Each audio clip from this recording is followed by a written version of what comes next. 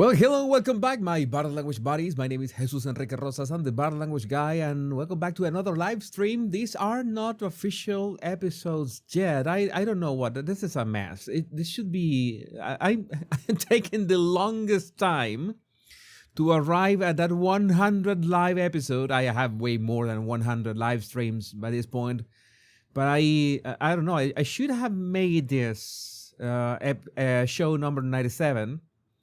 But I didn't. But maybe I can rebrand this afterwards. Maybe I can just change the title of thumbnail. But here, and we are here to talk about the Venezuela stuff. We have everything from memes, of course. There's always a good dose of memes about everything, and I'm going to explain what is actually happening with everything. Trump, the United States, Venezuela, everything. I'm pulling no punches today. Let me look for a nice mugshot. Not a mugshot. Yeah, a nice picture of Trump, because I forgot to set up one here on my presentation, and we are ready to begin. Remember that I have a book. I have a book in the description, Body Language in 40 Days. If you want to learn my body language secrets, there's the book. Let me get this sorted out while we get started. A couple of things that we need to, but I need a mugshot. I call them mugshots here, but it's not really a mugshot. It's just a shot of Trump. But yes, I have an idea, and it's better than waterboarding. We needed to get information from Maduro. We need to make sure. You sound a little nasal, Jesus, a little cold. No, I'm fine. I'm fine right now. I don't know why. I feel nice. Has been really rainy and really cold. Maybe that's, but I feel fine. Maybe I have just a bit stuffy nose, nothing out of the ordinary, but we needed to make Maduro talk about everything, especially about voting machines. Maybe we will be talking about voting machines as well, and I will be keeping an eye on your questions. For example, I'm gonna be addressing questions like this one. They're interesting questions right out of the gate. We are live on YouTube and on X, and this is Marisa from X. How do you feel about the left claiming that Maduro's collectives are going to fight the United States? The collectivos, okay, the collectivos are very good at harassing people. I have this video. I was going to show you this video later, but I'm going to show you this already. These are the collectivos. These are an awful lot of guys, of thugs in motorcycles and armed to the teeth. And if you're in Venezuela, and you have to be very careful. I already warned all my family and friends and everybody, because they're checking people's phones and they are snatching people and they're apprehending people because just having memes or supporting what happened to Maduro. So people in Venezuela, that's why you don't see any sort of cheers or manifestations of people happy about Maduro being apprehended, because if they catch you celebrating, there are no videos of Venezuelans celebrating inside Venezuela. All the videos that you see, and there are massive videos out there. I'm gonna show you some of them. Buenos Aires was wild.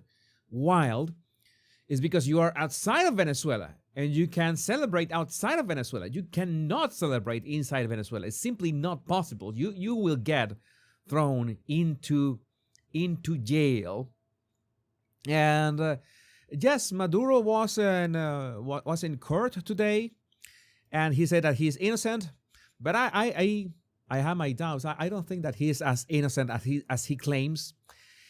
And yeah, maybe my voice is indeed a bit crazy tonight. But let's do this. But we needed to get some information from him.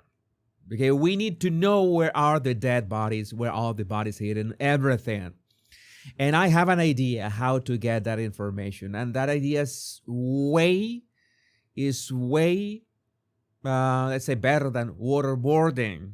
I don't know if you are familiar with waterboarding. It's a CIA technique of torture. They put you and like they put you lying flat, okay, in a table. They put your head maybe in the border of the table, a bit back, and then put a towel on top of your face, and then begin pouring a jug of water on the towel, and basically you feel that you're drowning without drowning, but the feeling of drowning is there. So it's highly practical. You are drowning people, minimizing the risk of people actually drowning. It's it's a torture tactic. But why don't we just put Maduro like 24 hours a day with Love Megan on loop? All right, why that he would be singing like the birds in 15 minutes? Is that easy? Is that easy? And jokes aside, this has been the wildest timeline that I could have ever imagined. I mean, there's so many things that have happened, of course, in the past couple of years. We could say 3 years. I don't know how long ago did Elon Musk buy Twitter. I don't remember, but I think it all started with that. Let that sink in. If Elon Musk hadn't bought Twitter, we would not be here. This would not be the timeline we're in. That is hands down. Second, the half inch. Speaking about Taylor Swift, as a goodbye word says, Taylor Swift him for a little while. I mean, Maduro has had more costume changes than Taylor Swift in a single concert. It's like every time you see Maduro is in a different outfit. How is that possible? I don't know. I have my theories. I'm going to leave that for the end of this video. Remind me of that so I don't forget about it. So we had the half-inch failed assassination attempt by half an inch. We got Donald Trump becoming the 47th president of the United States. And then we got Maduro in jail. But things have not finished. And I want to say some things. You remember that we were on that live stream. Some of you were already still watching my previous live stream. I was very energetic. I was very excited about what was going to happen with Venezuela. We didn't know what was Trump's actual plans.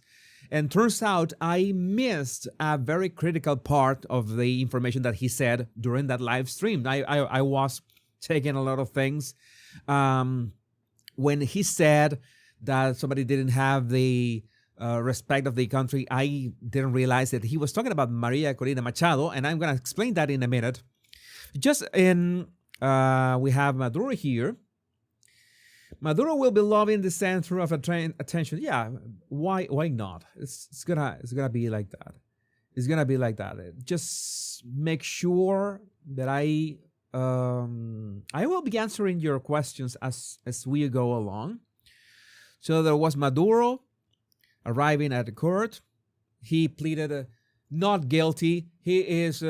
This is all a misunderstanding. He is still the president of Venezuela, and he was kidnapped. That's what he told the judge. 92-year-old judge, by the way. Yeah, if this carries out for 3 years, I don't know. If this is going to take long.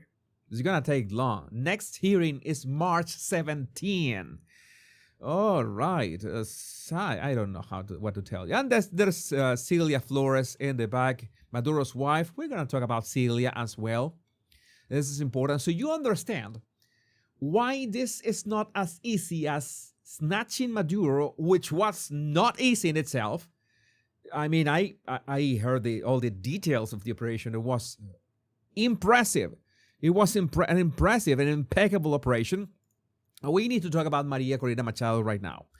I think we need to address Trump's words about saying that Maria Corina Machado doesn't have the respect of internal respect. I think I don't remember. I think that we should go we should listen to Trump's words. Let's make sure. Uh, let's make sure that we look for the actual clip. Okay, there's the actual clip. We're gonna listen to the actual clip. So, just in case, I want to make sure. It's always important. So there's no misunderstandings. Okay, we're here to listen to the actual clip. This is what Trump said about Maria Corina Machado that I absolutely missed and I did not address where we were talking about that. And yes, I was surprised. I'm not going to lie, I was surprised afterwards, but then I understood that what could be Trump's strategy here. Okay, this what's the volume? But okay, we need a sorry. Okay, I am an amateurish. Yes. Yes. Okay. No, we haven't. No, we haven't. Mr. President. That they haven't had contact with Maria Corina Machado. That is the problem. The question is barely audible, and he says very loud. You remember that the volume was very low, and know that they had never been in. They hadn't been in contact with Machado. Mr. President, on Monday. Oh, I think it would be very tough for her to be the leader. She doesn't have the support within or the respect within the country. She doesn't have the support or the respect within the country. She doesn't have the support or the respect within the country. That's what Trump said about Maria Corina Machado. Notice that Trump is a bit vague about that. He says within the country. He doesn't say of the people. It is undeniable. Nobody can deny that Maria Corina Machado has literally all the support of the people. Even I, that I have criticized some of her actions, I support her completely because, yeah, she's like Obi-Wan. She's like our only hope. Yet there's something that have to be observed here. Let's listen to the rest of what Trump said. Very nice woman, but she doesn't have the respect to be the leader. She is a very nice woman, but she doesn't have the respect. What could have Trump said here? It is obvious that he couldn't have said that she is not popular because Maria Corina Machado is massively popular in Venezuela. And she is the only reason why. She is the only reason why that Edmundo González Urrutia is the legitimate president of Venezuela, the guy who was elected with more than 70% of the votes, just because she was inhabilitated. I don't know how to say that in English. Disabled, inhabilitada. So she just couldn't run. Like the apparatus, Maduro's apparatus, made sure that she couldn't run for president. So she had to look for a stand-in in her place, and it was Edmundo. And Edmundo was basically Maria Corina Machado's proxy. So it's obvious that people were okay. We were voting for Edmundo. But in the end, we were voting for Maria Corina Machado. It's as simple as that. So that 70% goes to Maria Corina Machado. So it's asinine to think that Trump was referring that Maria Corina Machado is not popular. But then she doesn't have the support of the respect within Venezuela. And we need to talk about the factions. And this is something that I said when I was talking in my podcast with Adam Kriegler, which big shout out to Adam, in which this is way more complex than anybody can imagine, because we have Maduro is just one side of the coin, because we have more actors right now. We have factions. I'm going to try to explain this passingly, and then if we need more insight, I can give you more insight. Okay, Maduro is like the glue that keeps everything together, and Iran, Russia, China, Cuba, all of them go through Maduro to, well, do the thing that they do in Venezuela. This is important. So he was essentially the head and the glue of the whole apparatus. He had like the Celia, his wife, Celia Flores. She was quite powerful. She basically controlled the Supreme Court.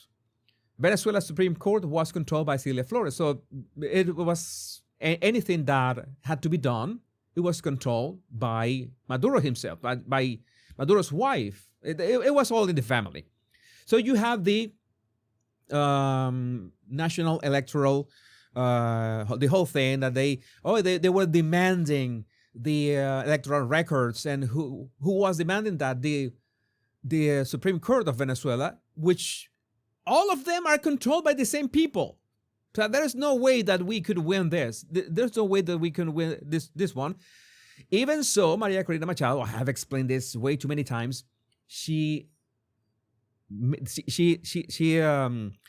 managed to actually literally prove that the elections were stolen. There's actual physical proof of this.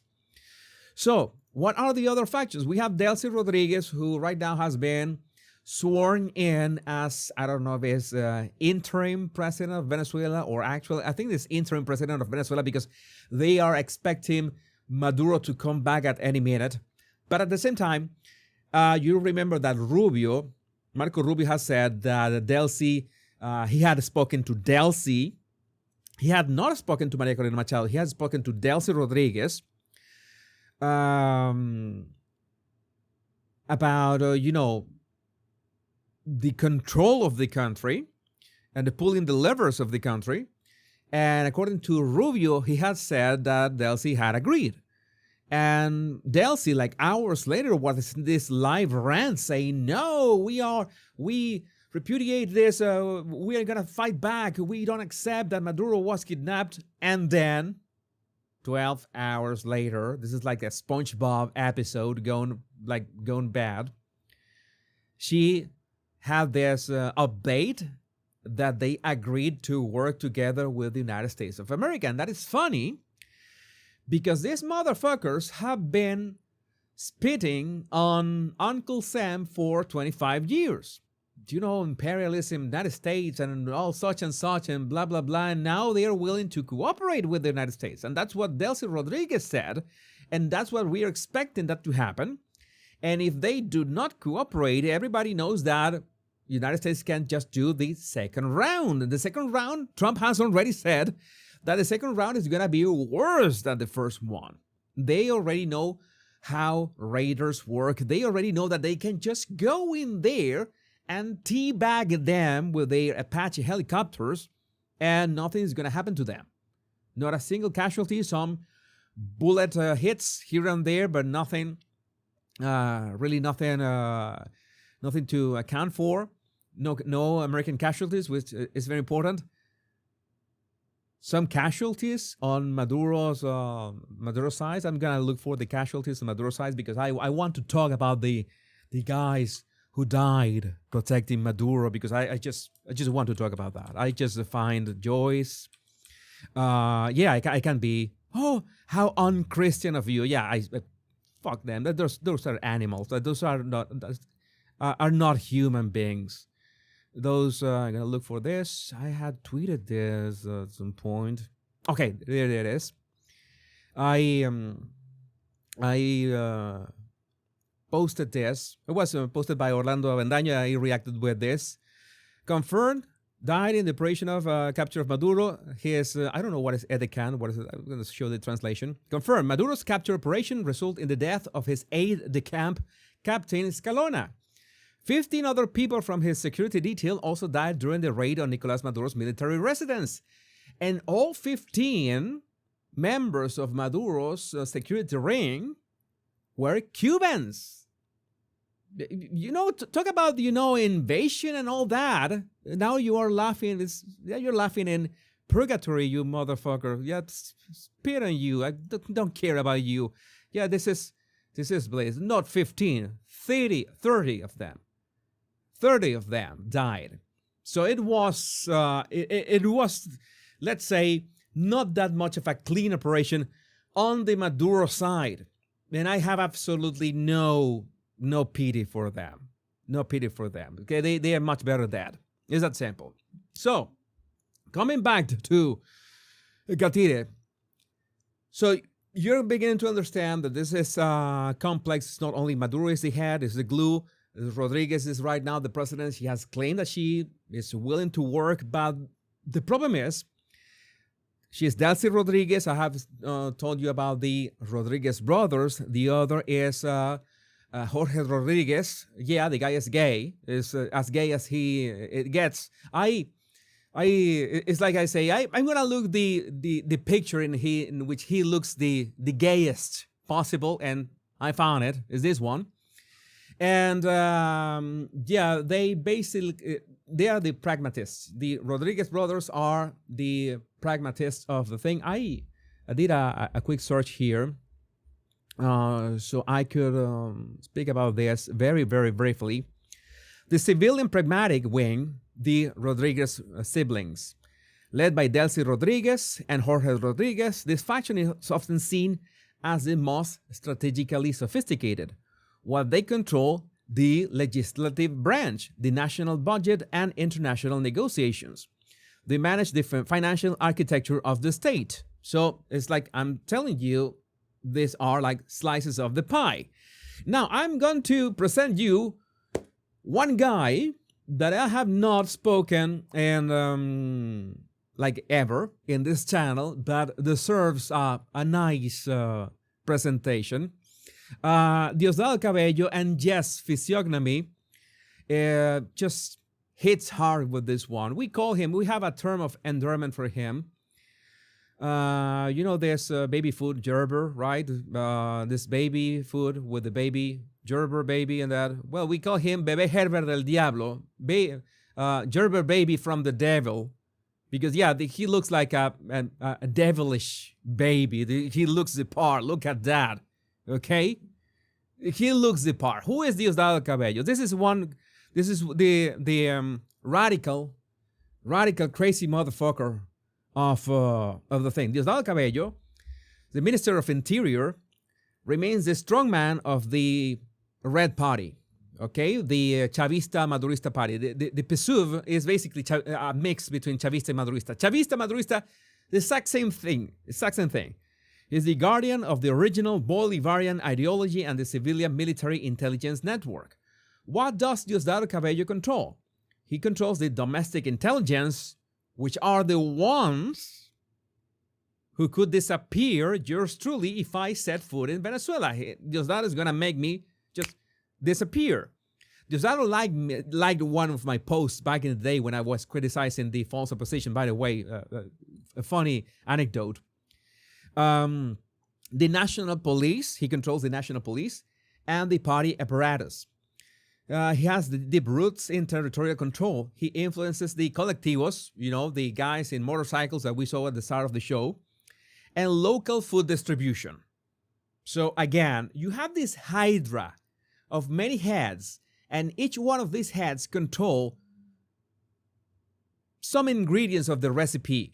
And I think that when Trump said that Maria Corina Machado doesn't have the support or the respect of within the country, he means about she doesn't have leverage in any of these factions. Maria Corina Machado is popular, yes, but she doesn't have leverage over the Rodriguez brothers, any of them, and what they control. She doesn't have leverage over the Supreme Court. She doesn't have the slightest leverage to what Diosdado Cabello controls. She doesn't have leverage over any of that. So Marco Rubio knows that the only way to have a shot at this is to deal with someone who has actual leverage on this. And Delcy Rodriguez has actual leverage on this while they sort these things out. So I'm not. People are saying, "Oh, you were fooled again. They just took a dictator to put another dictator." But at the same time, I'm gonna post something. I'm gonna show you something that was posted later about Trump. People complaining about Trump. Something I'm gonna show you here that doesn't make sense in the least here. Okay, according to Reuters, under the state of emergency ordered by the Venezuelan government, because now Delcy Rodriguez is the president, but she has ordered what I told my family and friends that they have to be careful. They have to erase everything in their phones because they are being detained because of things in their phones. And then libtards everywhere, liberals everywhere, are simultaneously, let me try to get this straight because I don't understand how this works. Liberals everywhere are simultaneously complaining about Trump in control of the country, being a dictator of king of Venezuela now, and putting Marco Rubio in charge as, I don't know, proconsul. I don't know, there's many good Roman memes on this. And simultaneously, these libtards are complaining that Trump is not controlling Venezuela hard enough because this is what's happening. People are being apprehended. People are scared on the streets. So they are complaining about Trump controlling Venezuela and then complaining about Trump not controlling Venezuela. That's how insane these liberals are. And to show you another, make a break about this insanity, I'm going to remind you that Biden and Kamala in 2025, when Maduro, after those stolen elections in 2024, he assumed the presidency of Venezuela for a third term after stealing the elections. Biden and Kamala knew that Maduro was an illegitimate president, that he stole the elections. Everybody, I'm telling you, everybody, even Biden and Kamala knew that, and they raised the reward for Maduro's capture from $15 million to $25 million. Right? That was right before Biden just handing over to Trump. Okay, this is logical, right? You know that a guy who has connections to drugs, etc., Biden, to save face, maybe did this. And now Kamala, maybe in a stupor of Hennessy, she said, why did Trump kidnap Maduro, and began complaining about that?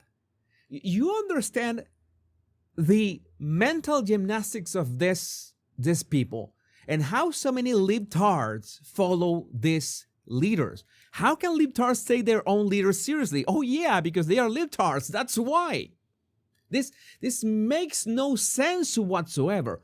How I have said this over and over again.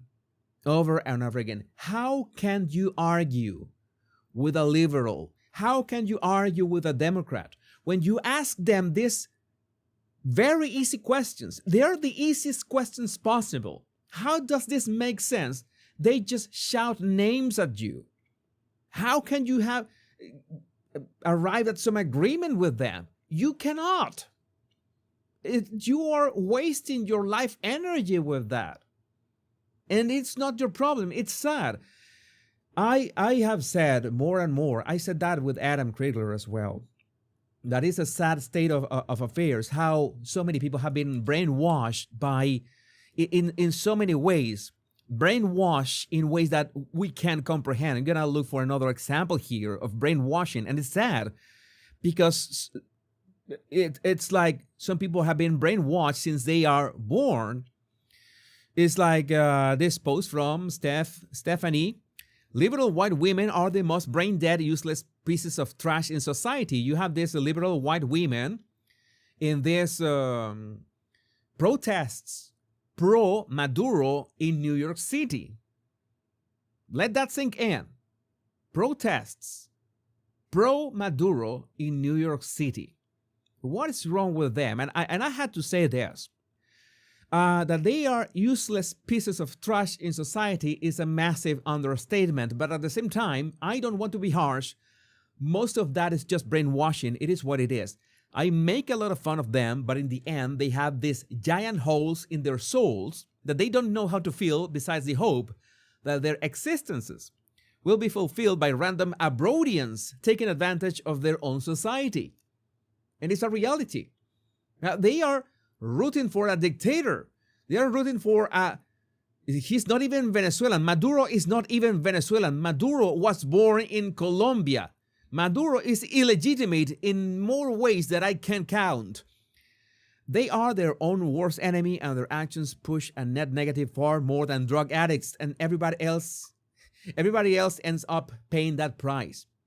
Everybody ends up paying the price for the brainwashing of liberal white women. It is a reality.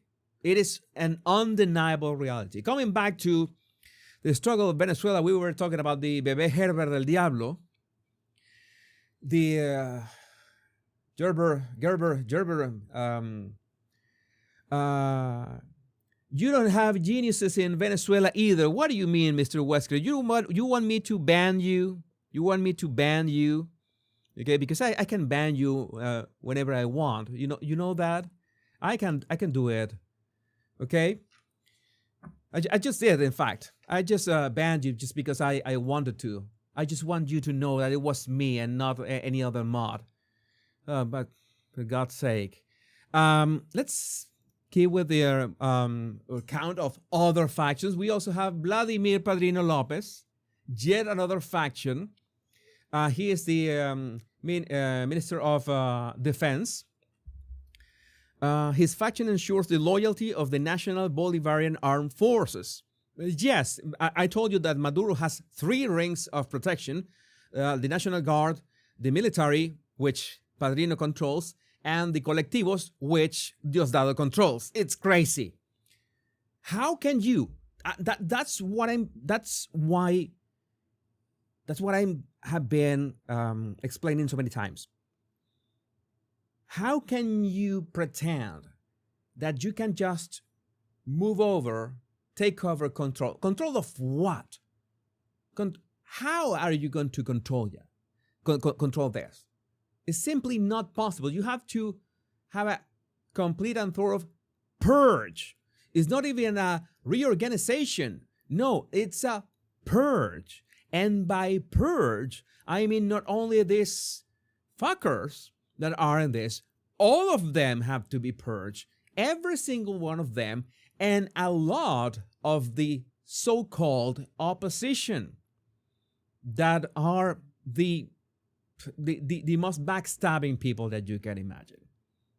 That there's no. I have to be clear about this, and I have ways to say, for example, to criticize the position, and I'm going to make a point about Edmundo González Urrutia right now. And yes, I'm going to criticize this. I don't care what I'm going to say it in a way. I already said that, and he said that. Why would Edmundo González Urrutia take a picture with Biden when Biden was 1 week away of leaving office? If Biden was everything and was wrong, if Biden represented what we were fighting against, I never understood that. And of all the countries that support Venezuela, that could be Argentina, for example, or El Salvador, he went to exile himself into Spain. There has been collaboration with Venezuela all this time, and our filthy socialists as well. Do you understand? Does that make any sense? He could have gone to El Salvador. He could have gone to Argentina with Milei. No, he went to Spain. Why? I still don't know, but that is a huge red flag. Huge red flag. Again, right now, I spared Maria Corina of a lot back in 2019. I'm going to spare her again and say that, okay, she mobilized Venezuela, but at the same time, if you're Venezuelan and you're watching this, you need to be realistic. We need to be realistic about this. We need to be realistic about one thing. If you had anybody, could be Maria Corina, could be Edmundo, anybody who represented the chance of having an end to this tyranny, we would vote for that person, no matter who that person is. It just happens to be Maria Corina, the one who embodies that. And yes, sadly, we Venezuelans have this tendency to put people in these pedestals, and we keep falling for that over and over again. I'm not saying that Maria Corina doesn't deserve, okay, what she has achieved, because she has achieved a lot, yes. Again, I have criticized her for a lot as well. But we need to be realistic about this, about how can a country be actually run if you don't have any sort of leverage, if you don't have leverage with the legislative apparatus, if you don't have leverage with the most radical parts of this, you don't have a leverage with the previous tyrant, you don't have leverage with the military, you have absolutely no leverage with that. Not to mention, we have other guys that you might be not be aware of, like Freddy Bernal. I have a very nice summary here from Leonard Reyes. Big shout out to Leo. Freddy Bernal. Bernal is a heavyweight actor in maintaining to a large extent the regime's combative capacity in asymmetric warfare and strategic alliances with the narco-paramilitary organizations in Colombia. Yes, this is that guy. As I'm telling you, he's got another, albeit a bit slimmer, smaller slice of the pie, but a slice of the pie nonetheless. Yes, I told you that this was complex, that this was not easy. We got Tarek El Aissami. This guy is the one who was in charge of coordinating, all the, let's say, all the 5-star hotels for everything from Hezbollah to Hamas. You can guess from the name, Tarek El Aissami. It sounds Middle Eastern. Well, he was the one in charge. Hey, Hamas, come here. Hezbollah, come here. You need passports, you have them. You need birth certificates, let's do them. He was in charge of all that. What scares me the most about this guy, because this guy is really scary. I mean, I'm more scared of this guy than from Diosdado Cabello. If that is my ranking, right? I find this guy even more scary. Is that nobody knows where this guy is. I mean, I thought 2 years ago that this guy had died. There were rumors that this guy had died, that he has been disappeared. He's nowhere to be found. Nobody knows where he is. That is concerning. That is concerning because I attacked him a couple times back in 2019, and this guy is a total psychopath. So, yeah, that is concerning. Nobody knows where he is.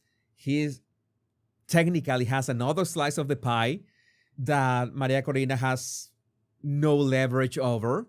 And in fact, we want to kick those terrorist cells that are training on Margarita Island. I mean, I remember going to Margarita Island. Margarita Island is very close to my heart in Venezuela, and it's full of Russians and terrorists. It is used for terrorist training camps right now. So that is a problem. And last but not least, this guy, you're saying that he's in Dubai. Seeing that this guy is in Dubai, XYZ. You see that Tarek El Aissami is in Dubai. Is that for real? It's important. This guy, Rafael Lacava, also known as Dracula. I don't know why the guy got this is one crazy motherfucker. And this is one crazy motherfucker. And if you wanted the psychopath thing, check. If you want the complete cokehead thing, check. Because the guy is on drugs, well, in ways that we cannot understand. Al Pacino is nobody. Tony Montana is nobody next to this guy. And besides, he's the governor of my state back in Venezuela. I'm from Valencia, back in Venezuela. I shouldn't be saying this. That is a security risk, by the way. but he's the governor of Carabobo, and this guy's a crazy motherfucker, and he wants a, let's say, a bigger slice of the pie. Why is Carabobo so important as a state? Because it's the industrial state. I was born in the industrial state of Venezuela. Important in many ways. It would be technically be the third city after, or the second city after Caracas. We could say we could have Caracas, Maracaibo, and Valencia, or Caracas, Valencia, Maracaibo. No quiero ofender a mis amigos maracuchos. De repente estamos a la par, ¿verdad? Maracaibo, Valencia. No vamos a ponernos en esa vaina, pero bueno, tú sabes que la Cava está loco para la mierda. Este cara está loco para la mierda. So la Cava is crazy as fuck. And he wants a bigger slice of the pie. He wants a bigger slice of power. And he was brown-nosing Maduro in levels that I cannot describe. But he wanted more power. And some people at some point thought that he could be the theoretical, how to say this, heir to Maduro. Theoretical. But this is way too crazy. You cannot control this guy. This guy is way too volatile. And he is coked up to his eyebrows all the time. So, we need to mention this, by the way. I'm going to address something that I said before I talk about the helicoide. I want to address something that I talk about in my account, in my Twitter account. Jesus, have you heard about Maduro signing a huge oil deal with China on December 28? Those guys are the scariest thugs. I've seen dead eyes. I don't know. China was oil. China wants its oil, but at the same time, they don't want to mess up with the United States. And the funny thing is that after what happens with Maduro, the markets, both oil and every other single market, have been very favorable. Everything is going nice and fine. So the market is reacting in a nice way. I don't know anything about that signing. I do know that how to say this, that they were literally traveling to Venezuela simultaneously as Maduro was being taken out, that they were going to speak with Maduro, I guess, in January 4th. Tough luck. That's not going to happen. That wouldn't happen. And in fact, I posted that here in my account. Sorry for the scroll. Winnie Pooh. China says it cannot accept any country acting as a world judge or the worst policeman. And I will ask you, Winnie, what are you going to do about it? What are you going to do about it?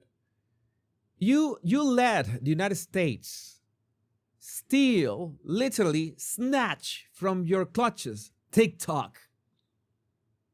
How could you allow that? How could you allow that? I have an idea. Maybe the United States have some kind of leverage over you. And this is something that we need to understand before I address my open letter to libtards everywhere. I need to say something that many people have forgotten. I need to say the words. We live in a society.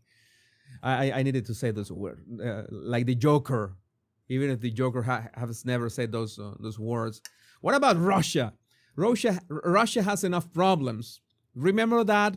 You remember that quick operation that Russia was going to do on Ukraine? Quick operation. How long has been Russia at that? Russia has enough problems already to be dealing about Venezuela. Has been humiliating the war for them. I mean,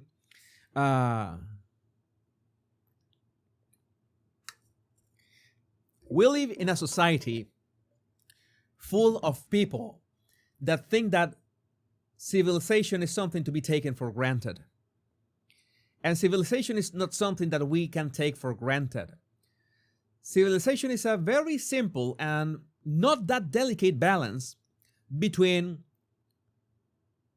who has the biggest guns. It's as simple as that. It has always been about who has the biggest guns. There's no way around that. And that is never going to change. And people want to live in this kind of Hello Kitty world. Oh, yeah, strawberry shortcake, My Little Pony, and all this, in which, oh, yeah, we are civilized and we can sing Kumbaya and imagine and all that shit. I need to wake you up. You can wake up and remain in bed a little, like that Guns N' Roses song. You remember that? I wake up around 7, get out of bed around 9. I like that. So you can wake up but stay in bed.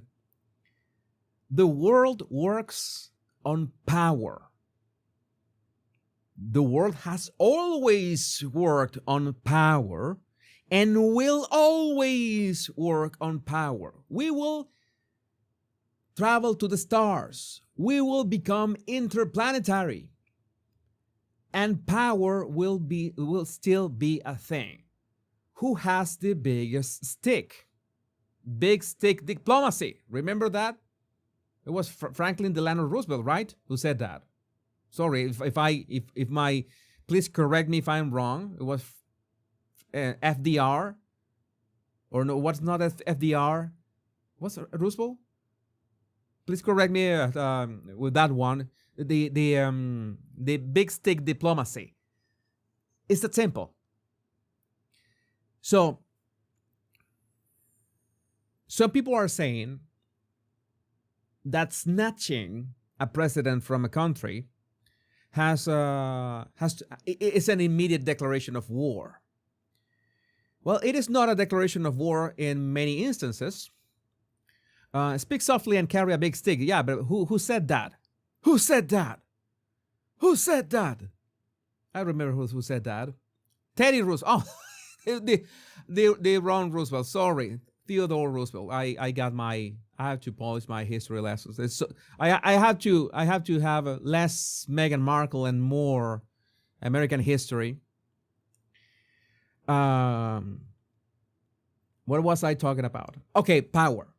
So it's about, if you snatch this president, if this president is illegitimate, if he's a dictator who is also the head of a drug cartel, if is using the country as host for terrorist cells in your hemisphere, and if you don't see that that is a threat to your country, to so many Americans, that I can understand. Again, I want to understand.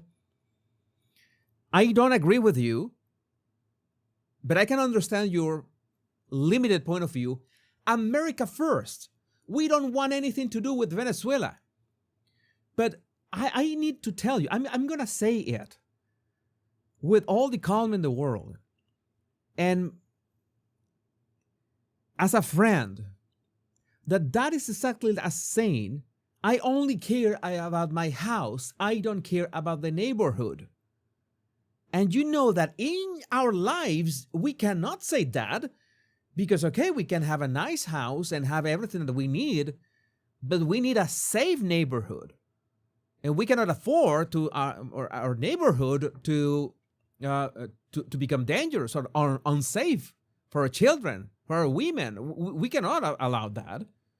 So that's what happened in here. So that is the argumentation flaw of these people who say, oh, the United States is declaring war on Venezuela. What war? Venezuela doesn't have the means for any sort of war. And it was obvious. How can you? I told everyone, you are my witness. I told everyone, Venezuela doesn't have the means for any sort of war, and people did not believe me. And now you saw the Chinooks, the Apache helicopters, all flying over Caracas, everything chilling out. We got memes of that, and nothing happened. They landed, as Marco Rubio said, in the biggest military complex. Maduro was living inside a military complex. The helicopter landed.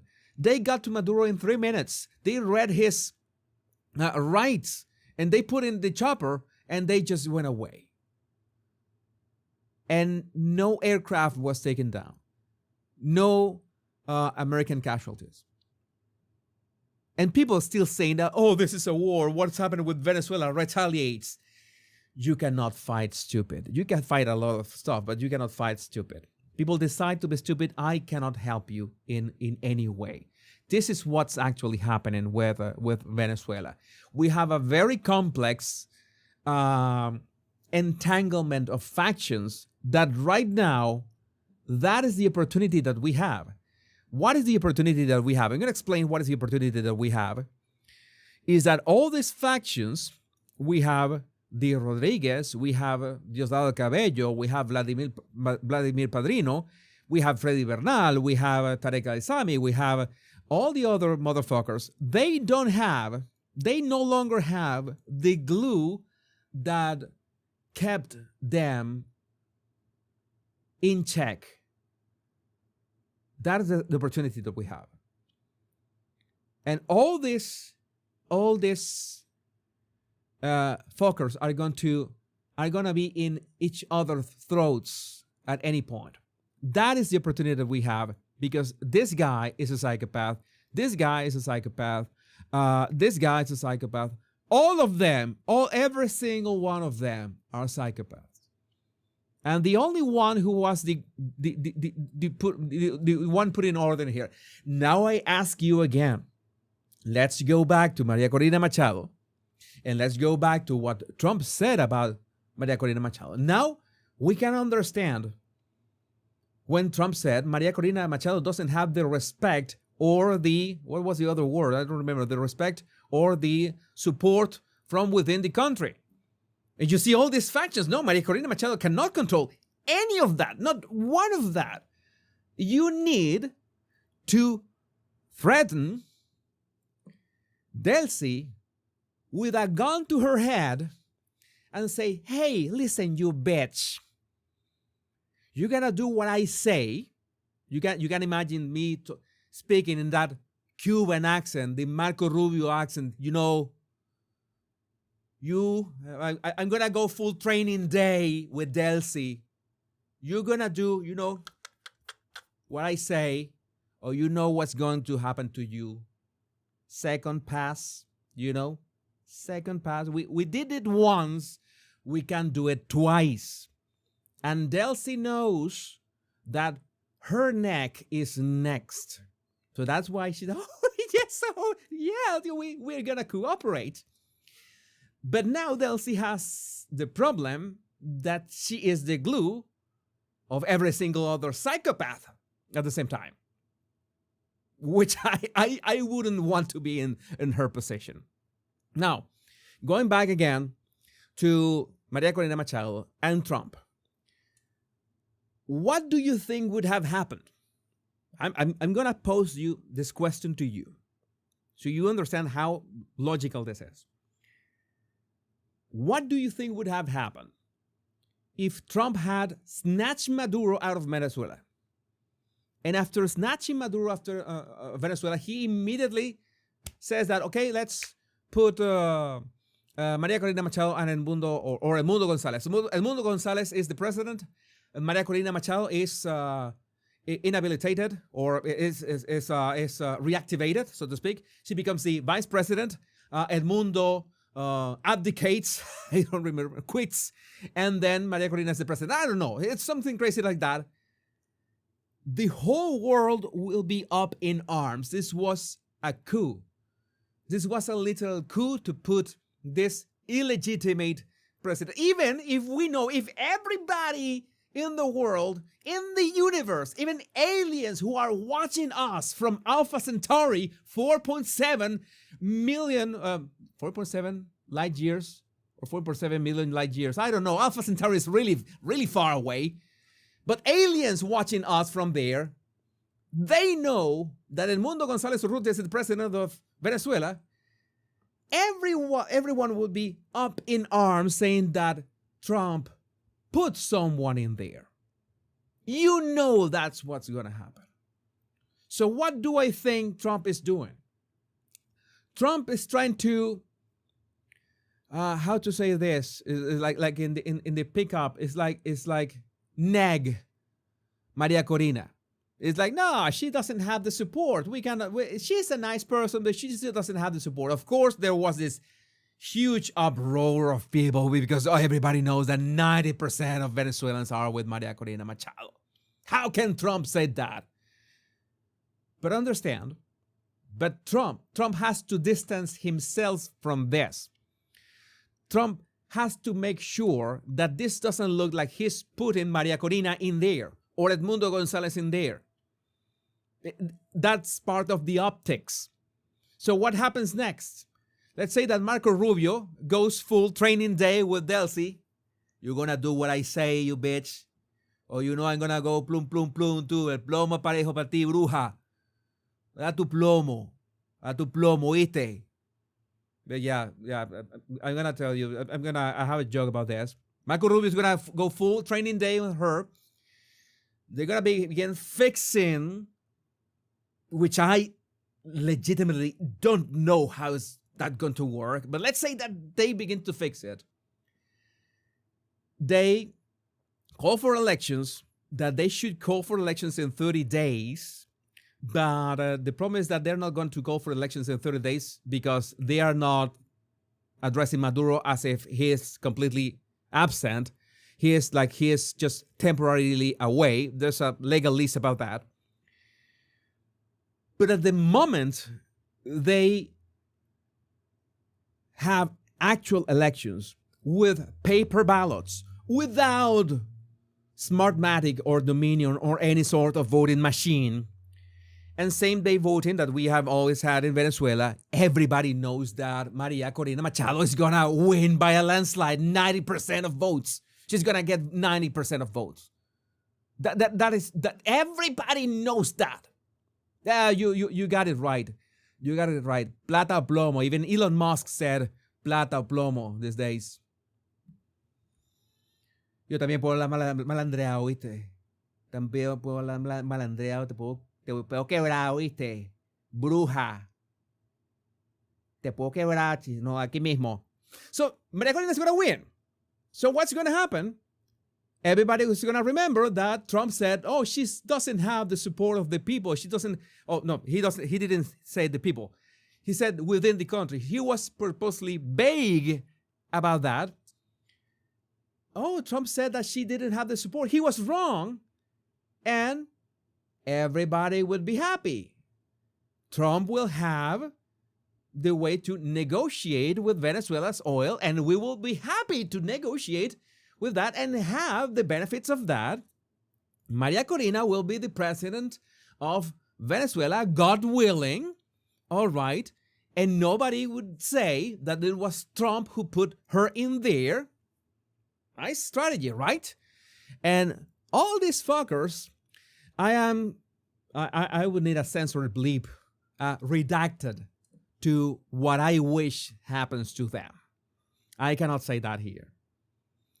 Te voy a quebrar, bruja. Sí. Tengo mis momentos de frino. Please educate me, a dumb, humble American law. You're not dumb. What does plata o plomo mean? Plata is money. Plata is money. Like silver. Plata is silver in Spanish, which means for us money. Okay? And plomo is lead, which is, okay, you either give us your money or we're gonna give you lead. Plata o plomo. That's what it means. But I have another meme around here regarding that. There's a meme that I shared a while ago. Inside you, there are two Venezuelans. I tweeted this a long time ago. It became viral back in the day. Inside you, there are two Venezuelans. Every single Venezuelan, by the way, we have two Venezuelans, these two Venezuelans inside of us. We have the malandro, the thug, all right, the one that can el que te puede quebrar.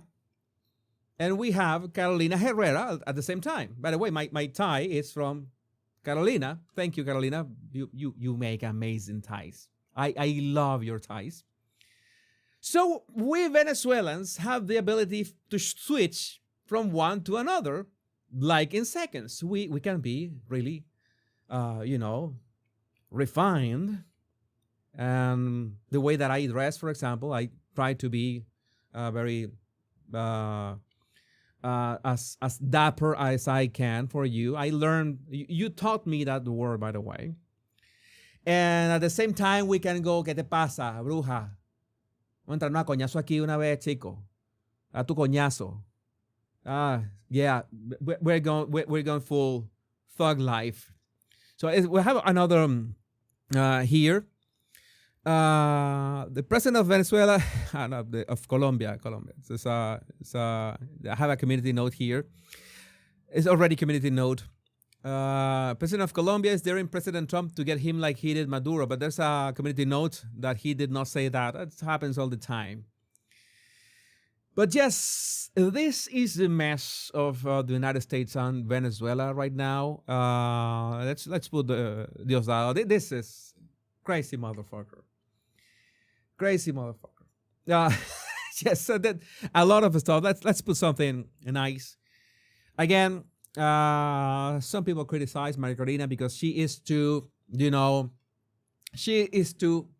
so cute.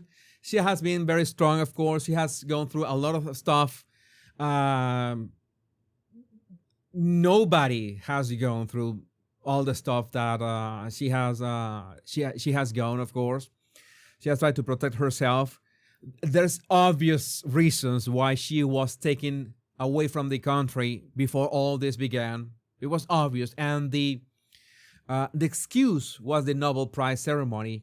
There's also these reports, these rumors that Trump said that she doesn't have the support because he's jealous of her winning the Nobel Peace Prize, and that is stupid. That is retarded. Please, I don't entertain retarded theories or stuff. It's like the palm gun of Charlie Kirk's assassination. No, I don't entertain retarded stuff here. No. Please, no. I'm gonna look for any other tidbit here because I don't want to extend myself that much and read in all cases read your comments, read your super chats, of course. And okay, I need to show you this. I don't know if I can show play the. I don't want to play the sound just in case this is not this copyrighted. This memes. I mean, the memes have been everything. The memes have been everything. Everything. Freeing Venezuela is a genius geopolitical move. Yes, Fianchetto, because this has ties with China, actually.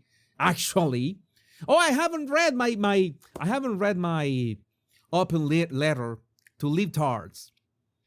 But to libtards everywhere. I have to read that. Right now. Weirdo saying Marco not manly. He's short, yes, but no. Marco. I mean, up to I don't know how would I say up to like 2 months ago, I assumed that J.D. Vance could be the one to be the candidate. There are going to be primaries, of course, and everything. But Rubio has been so effective. Man, that man is a machine. That man is a literal machine. Maybe, I don't know. People are saying that he could be a grade 48. I don't disagree with that. At this point, I don't disagree with that. Vance is a great speaker, and that's very important. But Rubio is a machine. Who knows? But good thing is that, let's say, Republican Party is going to have a lot of great people to choose from. We got DeSantis, we have Rubio, we have J.D. Vance. What more could you ask for? If you had any of them, if you had a combination of any of those three, this is still a win. This is still a win. So I think that's the thing that we need to address. We have other things here. Cynical Publius had a nice article about the strategic necessity of taking out Maduro. He was heavily criticized about this. Marco Rubio, after 10 minutes working for Trump, he is the Lord of everything. Oh yeah, this is one of the images I wanted to show you. Venezuelans in Buenos Aires. Venezuelans in Buenos Aires going crazy because Maduro was just taken away from the country. It's something that we needed to celebrate. I am not in Buenos Aires, but I can understand the sentiment. It's obvious. Teen Wolf dropped out, by the way. I don't know. That's something that I should cover in another video. Let me see if there's other thing. Oh yeah, this is another thing that I did not understand. Marine Le Pen from France, ultra far right lady. We thought that she could be like a beacon of hope for France and for Europe at large, or in general. And it turns out that she cooked on this. She is complaining about Maduro being taken away. There's one fundamental reason to oppose the regime change that the United States has just brought about in Venezuela. The sovereignty of states is never negotiable, regardless of their size, their power, or their continent. Is it inviolable? I don't know how to pronounce that. And sacred. And Marine, you fuck. You forgot Omaha, bitch. Oh yeah, that sounds like yeah, always have problem with that. You forgot Omaha, bitch. Is that better? Batch. I apologize at this point. You understand? You forgot the day. No, I don't understand. This is what I don't understand. What is going through these people's head? I don't know. Big shout out to Sandy Peterson. Sandy Peterson, I don't know if some of you might be familiar with one of the legends of id Software, makers of Doom. Sandy Peterson, American, I salute you, sir. He knows that Delcy is illegitimate. And what else here? Again, China says its interest in Venezuela's oil exports will be protected by law. And I mean, who is the law right now, Winnie? Who is the law right now, Winnie? Winnie, who is the law right now? Who is the law? Let's take a look at that open letter. I'm gonna switch screens so you don't get dizzy from all the scrolling. Oh, this was very good. This last meeting was very good. was perfection. Was absolute perfection. Absolute perfection. All right, so let's read my open letter. By the way, there's Venezuelans earn an average of $150 to $300 per month. And those who are retired, much less than that. It's like $2 or $3 per month. In 2018, Nicolas Maduro was seen feasting on a lavish steak meal at Salt Bay's restaurant in Istanbul, dining on a $275 steak while smoking a cigar. So yeah, socialism for thee, but not for me. I'm gonna read my stuff right now. Open letter. Here it goes. I need some water. I might do a standalone video about this, but here it goes. I'm gonna read this.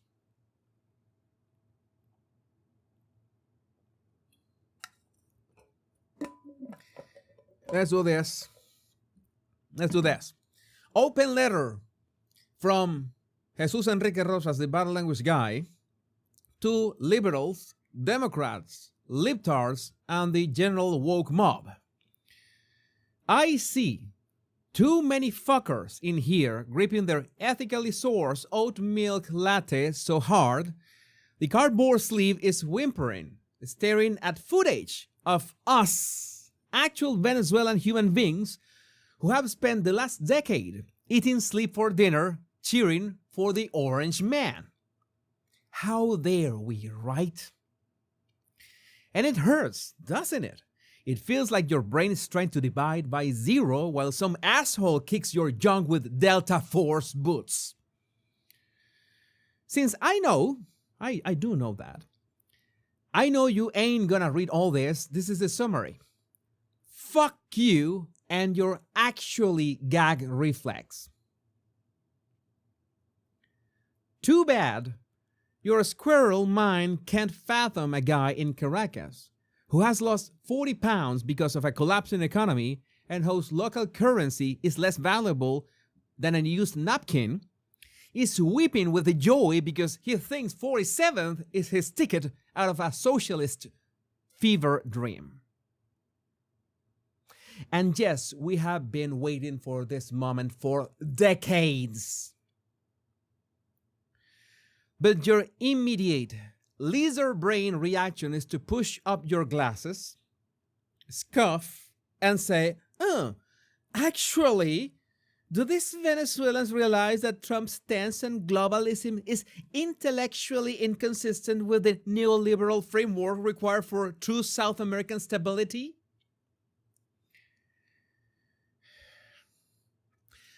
No, you absolute dipshit.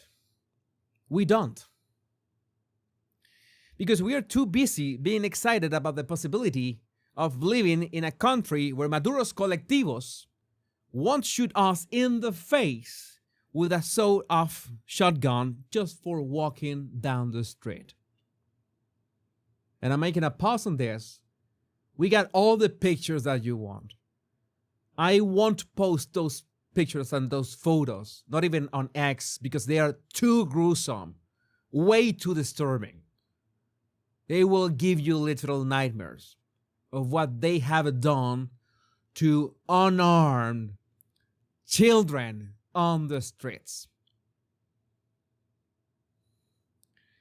You are more worried about the optics of a right-wing populist getting a win than you are about the fact that Maduro's government has been running a nationwide Hunger Games reality for years, and nobody, not you, not the international community, has cared one bit about us through all this.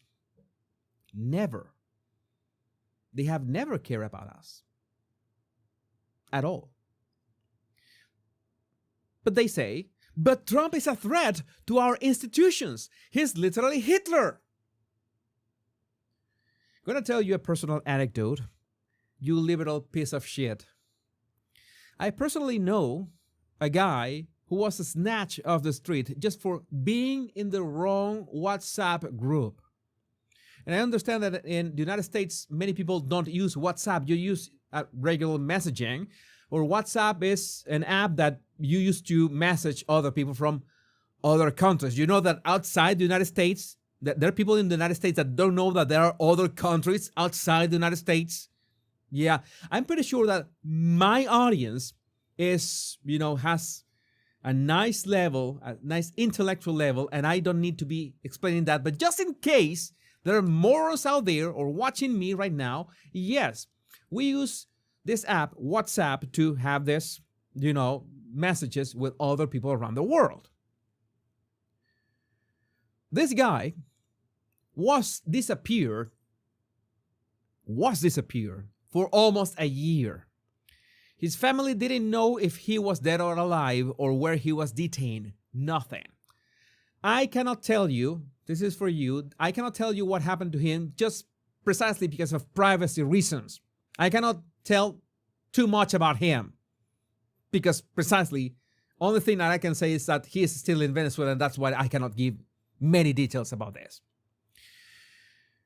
And he didn't even realize that he was in that WhatsApp group. And what they were talking about in that WhatsApp group were all the things about against the government. He was added, he got the notification, he didn't See that he muted the WhatsApp group. He didn't care about it either.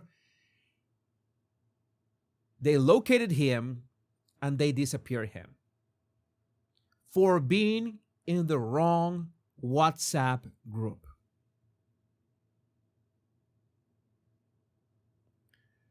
And yes, that is the reason I am Venezuelan. I am living in Europe. Shocking, right? It's shocking to how can Venezuelans exist outside Venezuela? And yes, this is something that some people have, I don't know, animals, subhumans have reached out to me. So there's some kind of gotcha. You can't be Venezuelan. You are in Europe. Fuck, what kind of level of retardation is that? I don't get it. I don't get it. How can somebody be so retarded? I can't understand that the Venezuelan diaspora is close to 9 million people. Where do you think those 9 million people went? To the moon? We have to be somewhere. Fuck face. So, I can't enter the country anymore for obvious reasons.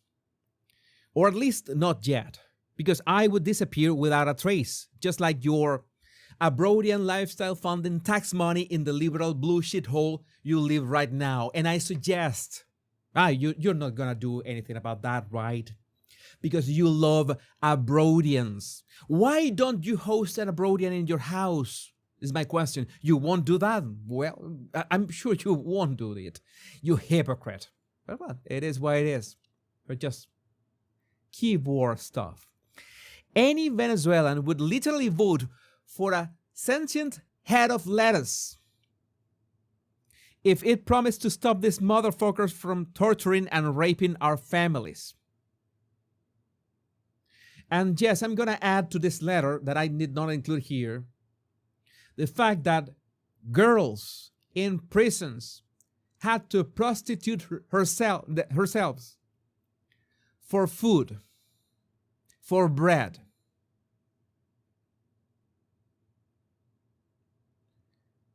I have so many details about everything that has happened in those dungeons that none of these fucker liberals can understand. And they just keep asking for proof. And that makes me want to punch them in the face repeatedly.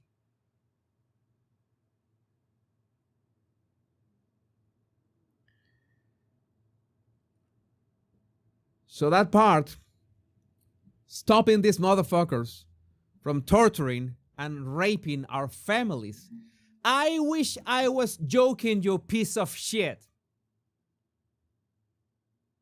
I wish I was joking.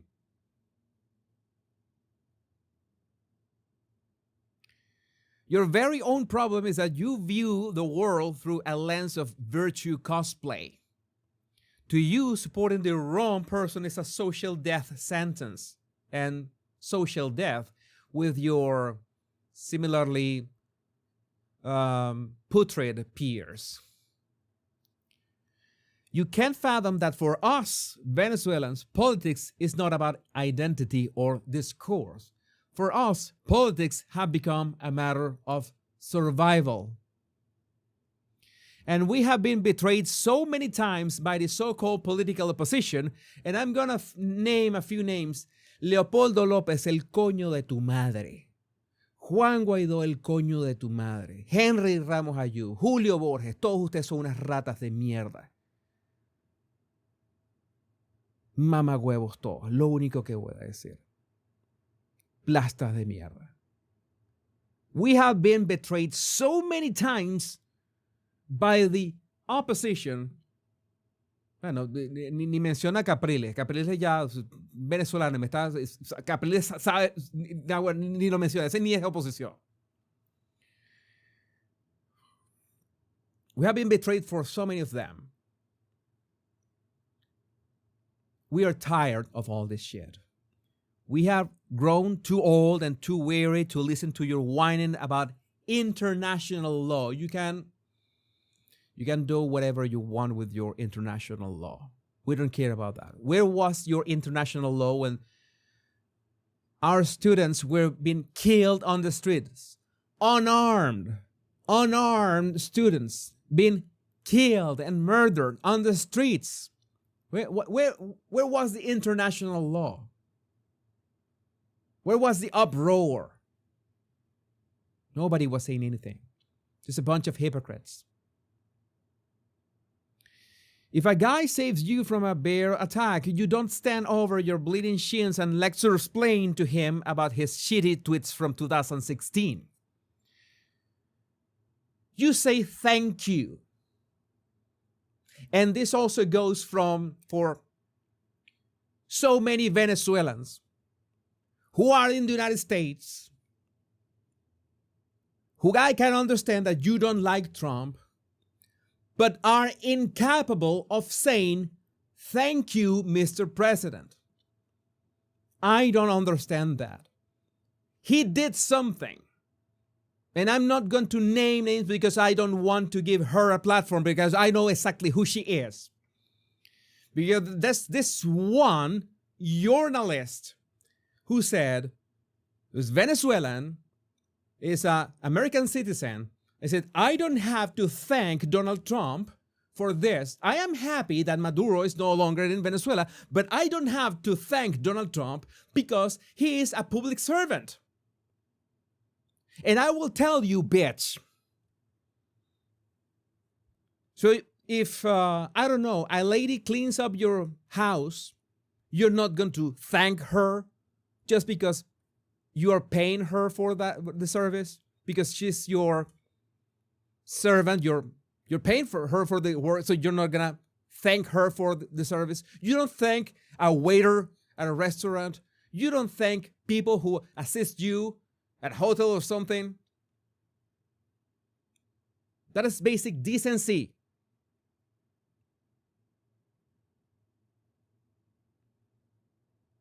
And there are so fucking many of those Venezuelans out there. And I feel embarrassed because I cannot, for the life of me, understand a Venezuelan leaving Venezuela for the United States, enjoying the fruits of capitalism, voting for Biden, voting for Kamala, not voting for Donald Trump, thinking that Donald Trump is like Hugo Chavez. What kind of retarded reasoning is that? Trump takes Maduro out of the country and you can't even say thank you?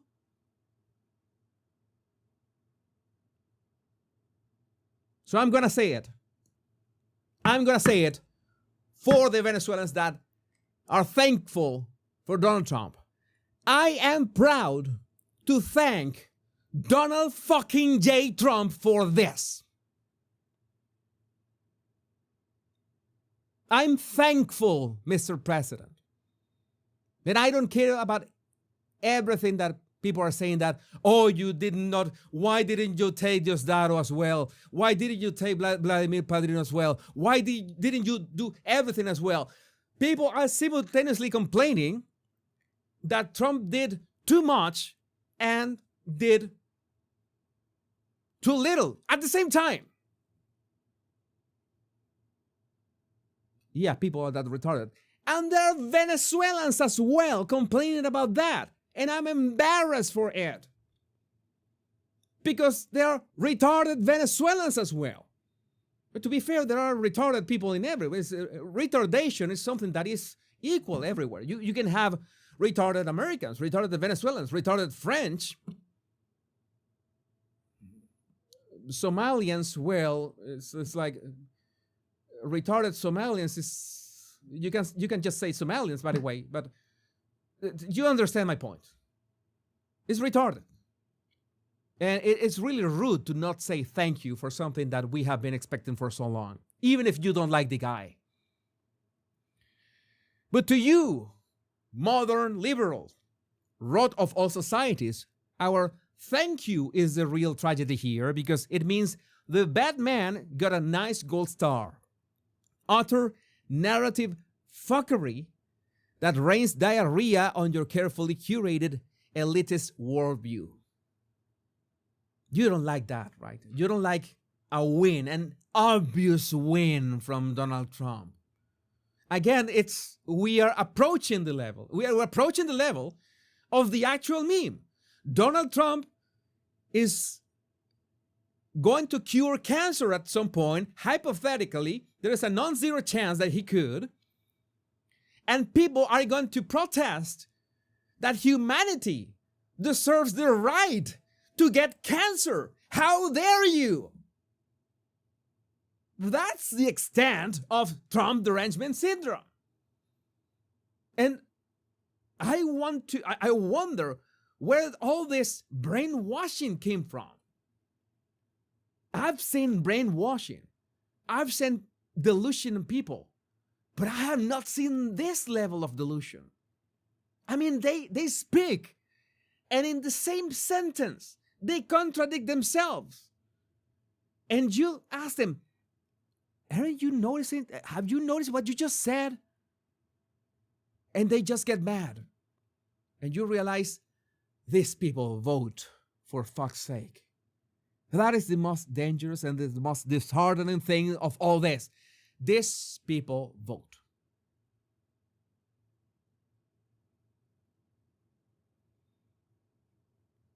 So while you are busy writing a 14-part thread about how our celebrations are uninformed, Venezuelans are just uninformed, I'm going to explain to you Venezuelans' reality because they know more than us. Or dangerous for the global narrative. We Venezuelans are celebrating because we see a light at the end of a very long, very dark, very hungry tunnel. We don't give a single flying fuck about being tweet-shamed by some prick in a Brooklyn loft. We are worried about not dying in the bowels of El Helicoide. Google that, coño de tu madre. So take your nuance, put it inside a pineapple, and show the whole thing up your ass. We are allowed to be happy that our dictator is going to wear an orange jumpsuit, even if the guy helping us do it makes your therapist rich. And those are my words for all those liberals and Democrats and libtards that pretend to know more about us about Venezuela, who pretend to know more about us about our struggle, who pretend to know more about what we had to endure and the people that we have lost in the way. It is infuriating. It is insulting. And you deserve to be exposed in any way that we can. And we deserve this celebration. Even if so many people don't understand what is going to happen in the next days, what is going to happen in the next weeks. Now you, my lovely body language buddies, understand the clusterfuck that is the factions of Venezuela, how this works, and how it's not that simple like, oh, I am the president. Hello. Where do I sign? Where do I sign? Where's my office? Where's my laptop? Where's my car with that chauffeur? No. That simply doesn't work like that. So yeah, I can understand Trump's words are shocking, but there's logic behind that. There's actual logic besides that. So I'm gonna read your super chats and read your comments. Your comments have been lovely. Really, I've tried to keep up with them. I really tried to keep up with them. I think uh, we can go. We see super chats, super chats. Okay. Whenever you argue with them, says Corey Falcon, you lost. According to Asmon Gold. I think that Asmon Gold has pronounced himself about Venezuela as well. Thank you, Corey Falcon, for your super chat. I already read the Karada 2008 super chat. No, I don't know about that signing deal. Cuba will go anyway. Iran first. Don't be greedy. Well, let's see what happens. Iran seems to be in the next one. But still, it's a. You already learned today that Venezuela. This is only the beginning. This is only beginning. We're just getting the lid off the can of worms. Super sticker from Melissa Struxness. Mood written by smiley faces as the O. Thank you, Melissa. Thank you. Nicole, thank you for the super chat. Well, you have educated the people smart enough to tune in more than anyone else. I give it 7 stars. Thank you, Nicole. Yeah, that's something that I have realized. Sometimes I made a satirical post on their Kamala Harris retarded post. I made a satirical reply. Kamala, please run again for president in 2028. I beg you, in all caps. And half of the comments were thinking that I was being serious. And even one guy asked, how can you be pro-Trump and pro-Kamala at the same time? And I said, what is wrong with these people? Are we surrounded by imbeciles? And this is disheartening. The low IQ epidemic. There's no humor, no sense for satire, for sarcasm, anything. I can understand that we are living times that sarcasm, we sometimes see headline and we don't know if it's sarcasm or not, if it's the Babylon Bee or not. But boy, it's sometimes really, it's I don't know how to say this. Chris Feilbach, Maduro's gonna have his arsehole stretch in prison. He's gonna go full Goatsy. He's gonna go full Goatsy, Maduro. We don't need that postcard. We already have that image, and no, but we don't need that postcard. Thank you, Chris, for your amazing super chat. Thanks for that. Melissa, again, thank you for another great live. You rock. Thank you, Melissa. I tried to do my best. Today was about explaining. I had not explained Venezuela in detail. I think that's what I did today.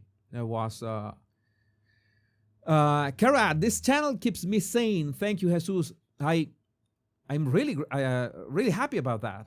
Kara D or Karad. I don't know how to say that. Kara.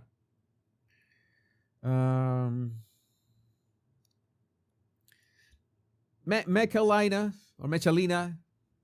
Mi papá es de Guatemala. Mi mamá es an Oregon Trail American. Any chance the rest of the Americans gets help with the narco-terrorism?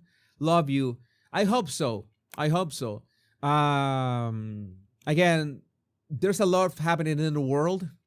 I can understand that Americans don't want the United States or Trump dealing with so many things, so many places everywhere. I've said that even before this happened, months before this happened. So, but at the same time, as I told you, we cannot say that I'm going to just focus on my house and not focus about my neighborhood, because that's not how it works in real life. That doesn't work for us as with our families. It doesn't work in countries either. Kimosa 7114, thank you for your super chat. You're a rock star, Jesus. I try to be a rock star without a guitar, but I have a microphone. I have a microphone, and I'm not afraid of using it.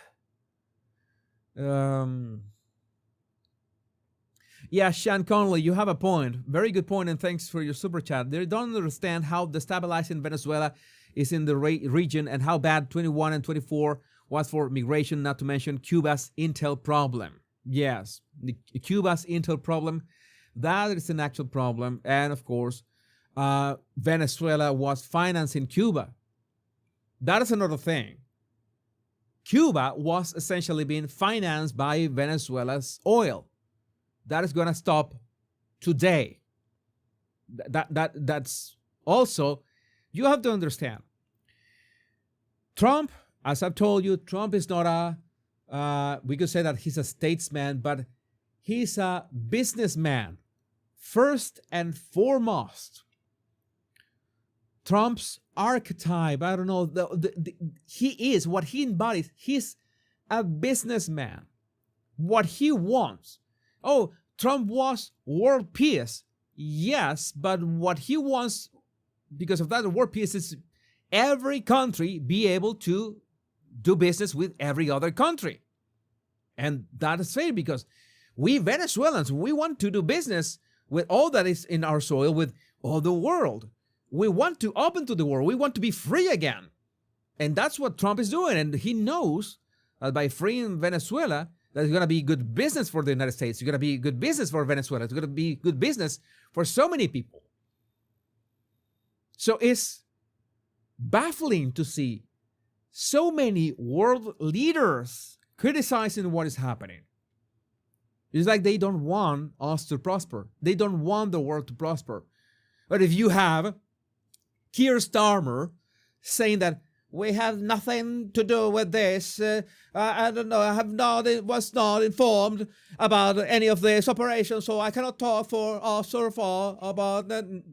Wanker! You are flooding your country with Abroadians. You want to destroy British culture. Sadly, you are doing it yourself. And Britons are suffering because of that. It's like they want to literally destroy their country's culture, everything. And who are maintaining those Abroadians? Taxpayer money. You are maintaining those Abroadians. You are maintaining those asylum seekers. You are maintaining all those illegals. No one else. 30 to 50% of your paycheck goes to finance, to support Abroadians in houses, what they eat, their mobile phones, what they wear, their childcare, the school, everything. How is that fair? How is the veterans in your country suffering? How do you have homeless people in your country? And these wankers keep the doors open with more and more Abroadians, give them housing, and at the same time not allowing people to build new houses. Because of course, if they begin building more houses, then house prices are going to go down, and people who own the houses, don't want that. So much stuff going on. So much evil in the world. I personally am tired. And I'm going to tell you. I know that maybe you are in the United States and you're American and you're proud of the United States. Maybe you're proud of the United States. Or you are in Germany. So many of you are in Germany. And I love Germany. I visited Berlin. I visited Berlin. I've been to Berlin, Frankfurt, Munich. But I visited Berlin. I forgot the thing. 2018. 2018. I love Berlin. Still, so many cities in Europe are safer than so many cities in the United States. It's relative, but you know, so many of these leaders don't have your best interests in mind. And not only to my American friends, to my friends, to my audience everywhere, there are three things that I need to tell you about elections. One is voter ID. It is already been proven that the states that have, in the United States, for example, the states that have don't have voter ID, they have the most the assistance for abroadians, for illegals, for asylum seekers. That is obvious. They need those votes. You can vote without any ID. How retarded is that? How is that possible? That's how they cheat in those elections. You need to make sure voter ID is mandatory in your elections. That is one. Number two is paper ballots. This is non-negotiable. Paper ballots. No machines whatsoever. I mean, you can have machines to generate the paper ballot. That's one thing. But you need to have to vote with a paper that you can check with your own eyes what is the vote. And the vote that the machine outputs goes into a box, and those votes are counted publicly at the end of the night. So there's no way to cheat in front of everybody. Anybody can see the vote counting, but pressing a button in a machine and then just having a receipt, no, that's a bad idea. If it's just paper ballots, if there are no machines involved whatsoever, because that is another thing. If you are going to count the paper ballots at the end of the day, if you are to do it publicly and you're going to write and stamp signatures of the witnesses on the book that says how many votes for each candidate in each polling center, why would you need machines? Because the paper ballots would be way more important. Paper ballots are mandatory. If not, your elections are going to be stolen, are being stolen. Literally are being stolen. Voter ID, paper ballots, and the third one, same day voting. Make it a national holiday. Make it a Sunday. How difficult can it be to make it a Sunday? We vote on Sundays. In Venezuela, we vote on Sundays. Even we have figured that out. The first time I heard that in the United States you could vote by mail, I said, what? Like, what the fuck is that? What prevents anybody to print thousands of ballots and fill them up? Put some abroadians, put some abroadians to do that, and pay them to a couple dollars each. That is the way they're destroying countries. And there's my final thought for tonight. This is my final thought for tonight. Sometimes you have to make a hard decision. I had to make a hard decision 9-10 years ago. I had to leave Venezuela.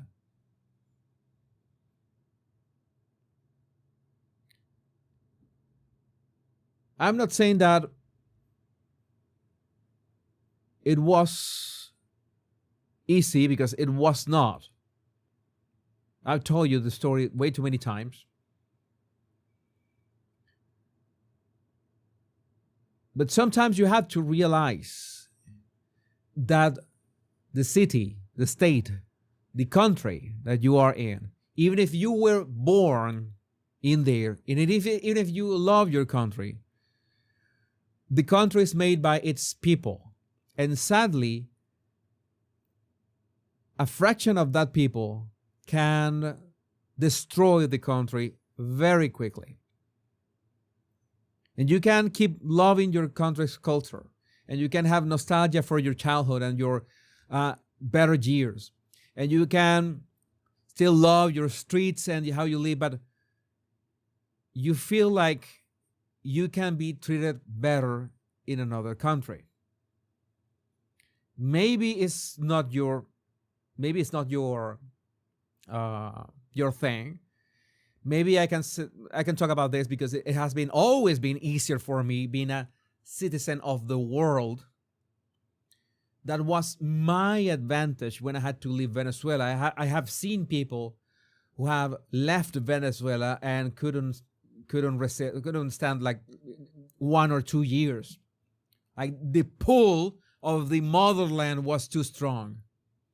I have the benefit. I have the advantage. I don't know. It's like I can detach myself, understand that whatever country I experienced, that was great back then. It was an amazing experience. I love the experience that I had, but that doesn't exist anymore. The country that I was born in, the country that I experienced as a teen, as a young man, does not exist anymore. If Venezuela comes back from this, it's going to be a different Venezuela from the Venezuela that is now. It's going to be a different Venezuela from the Venezuela that I was born in. And maybe I will be able to come back. And in all cases, I will create new memories and new experience about that. But the past is not going to go back. And sometimes you have to analyze your situation and say, maybe I can have better quality of life elsewhere. Another state, another country, another continent. Maybe. It's just a thought. Maybe you can consider it. Maybe this can be helpful for you. I just want the best for you.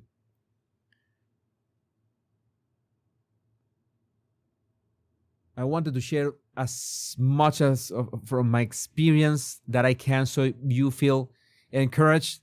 It's not easy, but sometimes you have to make this kind of decisions. Yeah, some people are going to say that this is being a coward. This is not fighting for your country, but let's be pragmatic. How are you fighting for your country right now? With votes?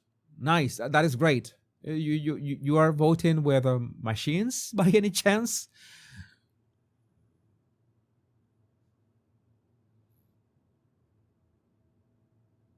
Maybe you are voting where, I don't know, trying to have a community initiatives or something like that. I don't know. Maybe you think that you are actually fighting for your country. That is great. But you have to take a good look in the mirror and say, maybe I can be elsewhere.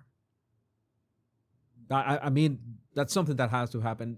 Maybe you are in the United States, you love your country, and you think that you could be living better somewhere else.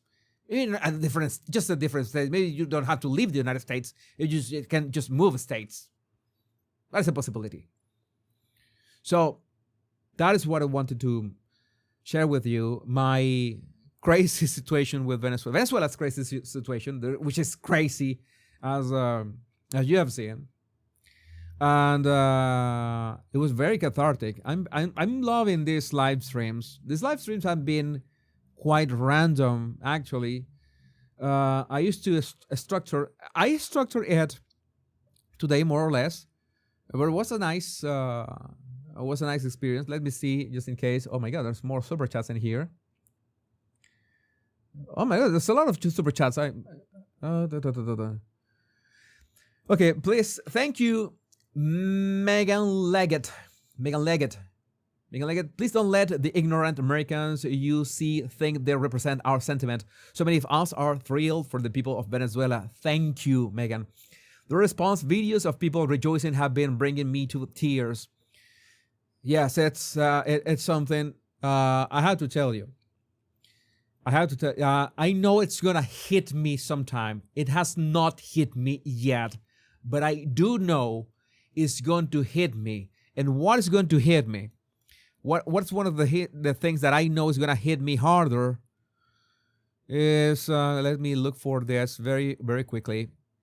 One thing that I wanted to show you. this, one of the things that could hit me the hardest is when I was doing my thing in my Body Language Guy channel. I began talking about politics. I began talking about what's going on. I began, chimping, making noise, complaining, doing stuff, getting into trouble. And I honestly, I thought, what am I doing? What is this leading me to? What am I doing this? Is this worth it? Is this some kind of, didn't I have some kind of business here? It was this huge uncertainty and not knowing, what am I doing? That I have to tell you that the only thing that helped me navigate this was and is my relationship with God. Nothing else. I have told you, I had my atheist era, a very long atheist era. It was like, I don't know, like 7 years, something like that. I was angry with God. You do not exist. I don't know if I've been able to do the things that I've done all these years without God. And it's like just asking God, what should I do now? What is the thing? And having very subtle signals out there. Said, okay, I will do this. Where is this going to lead me? And of course, I did not hear actual words, or I don't know, he did not speak to me in a dream or something like that. I did not know where I was going. I just knew what I had to do. I did not know why. I just knew what. And I know that at some point, this is going to hit me like a truck. As in, what I've gone through these years, and maybe this has happened to you in your life as well, is that you don't know why you're doing things. Maybe you have asked for help. You have asked for help for your neighbor, your family. Ask God for help, for guidance. What should I do now? Guidance is what you can ask for. And I know this. I'm gonna just explode in this contained emotion at some point. Maybe it's gonna be tonight. Maybe it's gonna be the moment I finish this live stream. Who knows? But it's gonna hit me hard because it's like seeing all these steps, and you have no idea what you are taking them. That you have no idea why you are going through it. You just feel that it's the right thing to rise against evil, against everything that is wrong in the world. Even if you lose friends, even if you lose family, even if you lose everything in the process. Doing the right thing is still some technical details here. Doing the right thing is, I can tell you how important it is. It cannot be measured. Doing the right thing. And it's terrifying because I was genuinely terrified. What is this? What am I doing? What am I getting into? It's like those movies. It's like the movie, this Antonio Banderas movie, The 13th Warrior. I am not a warrior. Pretty soon you will be. I have never forgotten that quote. Yeah, it's like a movie. I'm gonna tell you an anecdote that I was recalling today. A very important anecdote. I think I've spoken about this before. I don't think I've spoken this in detail, but this is important. And since you know that the end of the live streams, I just go for rants. I'm gonna go for a rant. It doesn't matter. We are rant time. This one can inspire you, because maybe you feel lost. Maybe you feel that, okay, I have asked God for guidance, or maybe you have asked other sources for guidance, and you don't know what to do. I'm gonna give you an example.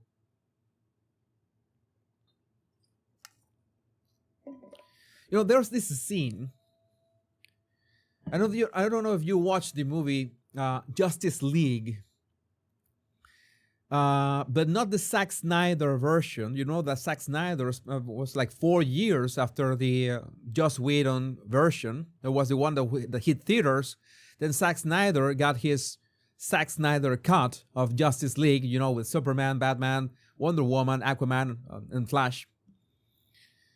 But what we saw in theaters was the Joss Whedon version. There was differences between the two movies, and there was one scene in the Joss Whedon version that Zack Snyder, when he was getting his cut, he just got rid of that scene. It's not a scene. It's a sequence. It's not an entire scene. It's a small sequence. It's like 30 seconds. That is the first moment in which they're about to face for the first time this big boss, this nemesis. I don't remember the name of the bad guy. The bad guy with some kind of axe or hammer that he has. They're about to face him. It was Wonder Woman, Batman, and Flash, and I think Aquaman was there. No, Aquaman was not there. He arrived later, I think. And it was the first time the Flash was about to fight. And again, this is only in the Joss Whedon version. And Flash tells Batman, I am not a fighter. I don't know how to fight. I just go fast and push people. That's all that I do. It's like he was afraid. I don't know. I can go there and fight demons. I have never fought anybody. I just go fast. That's all that I do. And Batman said things. You know that I'm a huge fan of Batman. And Batfleck, of course, my favorite Batman. Say the words that I will never forget. He didn't start a pep talk. You can do it, kid. Believe in yourself. He gave the 10 steps of self-confidence as a TED talk. No, Batman just told him, get in there and save one person, because there was this hostage situation. There's like 7 or 8 persons that were being held hostage by the big boss, the bad guy. Batman just said that. Get in there, save one. Save one person. That's all that you have to do. That's all that Batman said. Flash was like, is that it? Again, this is only in the Joss Whedon version. You go to HBO and try to watch Justice League. I'm pretty sure you're not going to find this sequence in that one. You have to go for the Joss Whedon one. So Flash effectively, he enters the area where there are the hostages being held. Very fast, of course. He grabs one of the hostages and he brings the hostage to safety. And okay, that was easy, he says. So he goes inside a second time, even faster and easier, and takes another hostage and takes him away to safety. And a third time.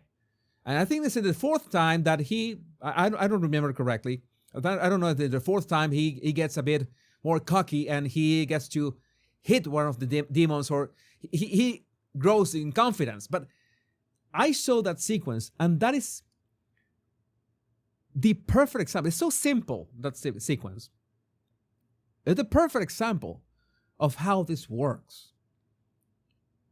Find one person. You don't know what to do with your life. You don't know what you're here. If you lack purpose, find one person, just one, who needs your help. And help that person. That's all that you have to do.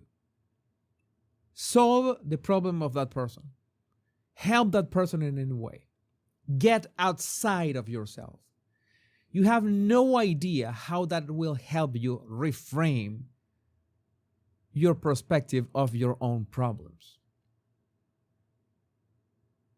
And again, it can be terrifying. Sometimes it can be daunting. It's like it was daunting for me. I am just a YouTuber. I'm just a content creator. I just read people and try to infer their intentions. And look at where I am right now. And I say this in the most humble way.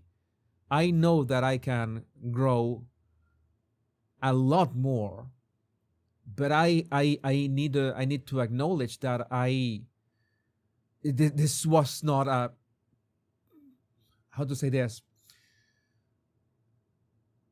This is a string of maximum confidence. Fake it till you make it. I couldn't even fake it. I didn't know what I was doing. I'm gonna do what I know what I can do. I'm just fast and just push people away. That's all. It's like the Flash. That's all that I can do. It turns out that what I could do, even if I thought that my skills were, how to say this? I'm losing my words right now. Maybe my brain is a bit tired. It's a bit late in here. I didn't have that confidence. I didn't have the confidence that I could tackle on these subjects. And yeah, right now it's like I could say, for example, it's like this open letter to liberals is close to 1 million. I wrote this. I wrote this in haste last night, 24 hours ago. And it's close to 1 million views here on X. And more than 3,000 comments. So this is actually making a difference. Then I started with one video. I started with one tweet, and I just kept showing up. Even in the face of being completely terrified, of course, of saying that, am I really going political? I mean, politics has never worked in my channel. I remember that I had videos with, I don't know, hundreds of thousands of views in one era. And I made a Justin Trudeau analysis, and it barely got 10,000 views. So it was like people was not interested in that. But as time evolved, it was obvious that everything was getting political. Everything got political. Our life was completely entangled with politics. It was unavoidable. So I had to face the music. Face the music? That is expression? What does that expression mean? I remember for the that's not the right expression. Be confronted with the unpleasant consequences of one's actions. I was thinking about the Bill and Ted movie. No, I had to face the challenge. That is the right expression. I had to face the challenge in front of me, and it can be daunting.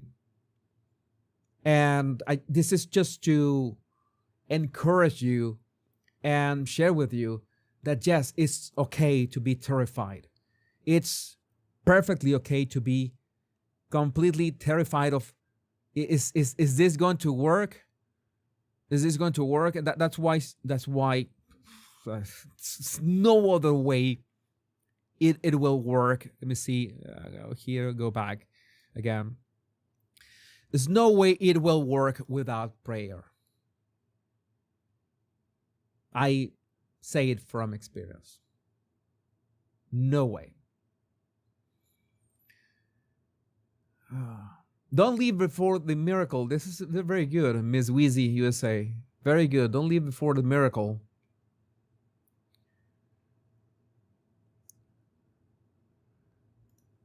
Let's see. There are more super chats in here.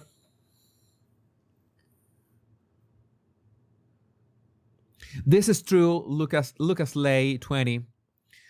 People in the Western world love such comfortable lifestyle that they have zero idea of the realities of communism. This is it is what it is. I try to be empathetic with people who don't understand, who are ignorant. I mean, I make fun of them, of course, but at the same time, I try to understand where they come from. They come from ignorance. I try to give them, okay. I try to explain things, but because if they double down in their ignorance, if they are not only ignorant but also aggressive, then, well, I will block you. I have nothing to do with you. You cannot be reasoned with. Cheryl Cosmer 368. Thank you for stating how I feel. Thank you for the truth and the sarcasm to liberals. Yes, it is obvious that my words hit a nerve. My words hit a nerve, and many people feel like that. Not only Venezuelans, but also Americans are upset with other Americans and other people around the world pretending to know more about this than us. And I really appreciate how so many of you have supported us. TTCV3IU. Wow, God, you have the name like a Star Wars droid, but I love it. Thank you, sir. With love from Belarus. What do you think might be an effect to Belarus and Lukashenko? No idea. I wish I had more knowledge about the world. And I do see myself getting more into geopolitics. I mean, human behavior has been great for how many years now? It's like I had my advertising era, I had my graphic design era, I had my 3D and special effects and amazing era with all that. I've been nonstop with the body language for 20 years, focused on this project, this very public project for 15 years. I'm not going to say that I'm going to leave human behavior or leave body language. I couldn't. It's something that I'm very passionate about, and there's a topic that to analyze. I will be there. You can rest assured that I will be there no matter what. But I feel more and more attracted to geopolitics and how the world works. It's like my mind is ready for another challenge. And I used to spend that mental energy on video games. I'm playing less video games, and I'm realizing there are more and more issues all over the world that are interconnected. As you ask me about China, Venezuela, United States, and China, and it's a bit embarrassing for me that I don't know the whole story with China, and I would want to know, and that is important. I would like to learn more about the Middle East as well, about the history of Europe, about why is everything the way it is right now. There are ways to do that. I need to study a lot, but I want to do that. Maybe that is the next step of my journey. I'm pretty sure that is the next step. So I will be talking about not only American politics, but a lot more politics from now on. Maybe on my Power Pundit channel. You know that this is my home. The Body Language Guy is my home, my original home. So that's why I made my live streams and my shows here. Hunter 1845, you would be a great guest on Sirius XM Patriot. I feel flattered. I don't know what show is that, but sounds great.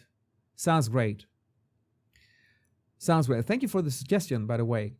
Fuzzy Duxie, why you do? Okay. Epic Jesus, thank you for telling the leaves off. Yeah, it was a pleasure. I was really angry last night. And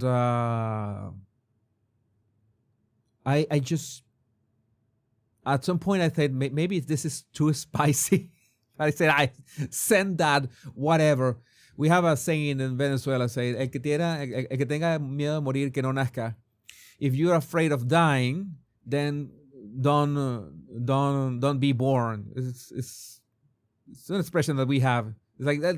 It's kind of our YOLO. You only live once. Crystal, love you, Jesus. This is Val. I lost my username. Oh my God, that's so bad. You are someone I really look up to. Always, Val, make sure to, even if you look up to me, put my words to test. If they work, more power to you. If they don't work, if I say something that sounds nonsensical or that you don't agree with, be my guest as well. I tell you this because I have faced so many idols in my life, people that I looked up to that let me down in spectacular ways. And I learned that is I guess that is okay. That's something that it's bound to happen. You just have to keep your eyes open, and maybe sometimes we are going to agree with them some things and not with other things. So just focus on the things that we can agree, so we do something about that. Have some kind of harmony. Have some kind of harmony. It has been amazing. This has been amazing. I really got pulled into your voice in this live stream. I was doing something else and your voice stopped me in my tracks, and I've been hanging on to your every word. You're amazing. Okay. Thank you, Jessica. I appreciate that. I'm surprised that my voice has stood. I've been very passionate. I think that it's like a natural thing in these live streams about Venezuela for me to get passionate because, well, it's a topic that is very close to my heart. Let me see. Jesus, I recommend you follow James Caddis. He also knows a lot about geopolitical news and does almost daily videos. Is he on X? X is the most important. Let's see, James Caddis.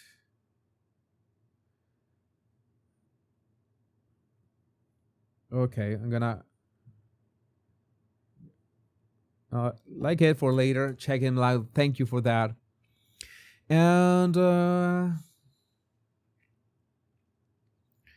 Bible will answer all your questions. It has our history, our present, and our future all in one book. Most important thing in the Bible, don't be afraid. And this is so hard. Don't be afraid. But at the same time, it's so wonderful. Know that we can be terrified. Know that we can feel insecure about our skills, about what we are doing. And finally overcome that. Overcome the challenge and realize, okay, we actually did this. We could do it. We actually survived. We are alive, and we learn a lesson. And you turn, in some ways, you can become more cynical about the world. That is natural, but you have to fight that, because we need to be white peeling, not black peeling. We need to be white peeling. We have to be pronoid. Yeah, pronoid, right? It's the opposite of paranoid. Pronoid. The universe conspires in our favor. We're here to win. We can win. And think about that. And that's what overcoming challenges ultimately help us. It makes us stronger mentally and spiritually. And that is important. Veronica Olson is here. I screen recorded your cursing in Spanish, Jesus. It was a masterpiece. I bet you did not understand a single word, but you know that the sentiment was all there in my body language. My voice tone was there.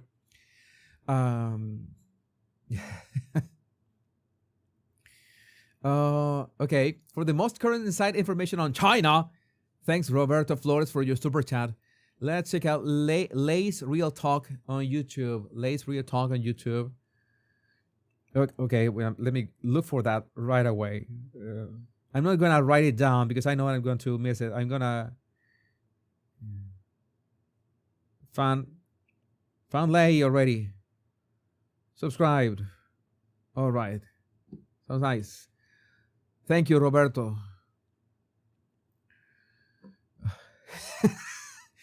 The Chrysler Cordoba.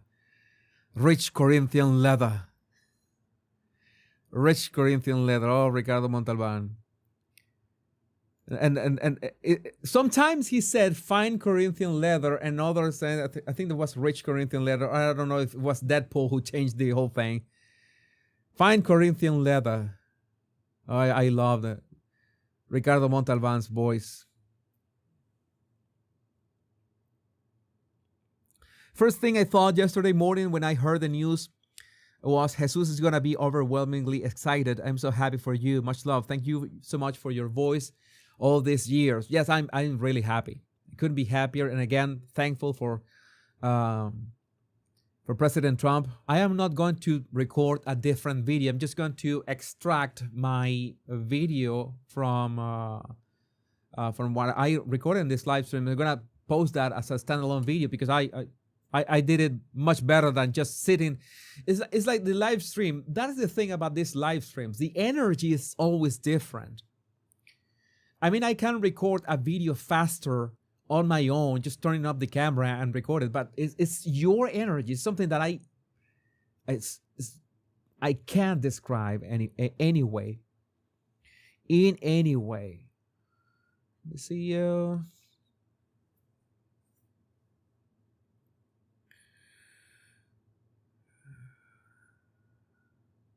So many of you happy with this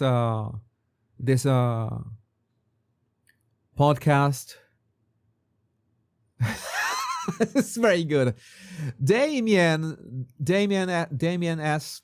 Not staring into the abyss, but glancing occasionally. Very good one. Yeah, we need to, get used to, because I have to tell you, November and December was tough for me. First couple weeks of December 2025, I said I cannot go any longer. The abyss was catching up to me. The abyss was looking up to me. I needed something. And yes, I asked God for help.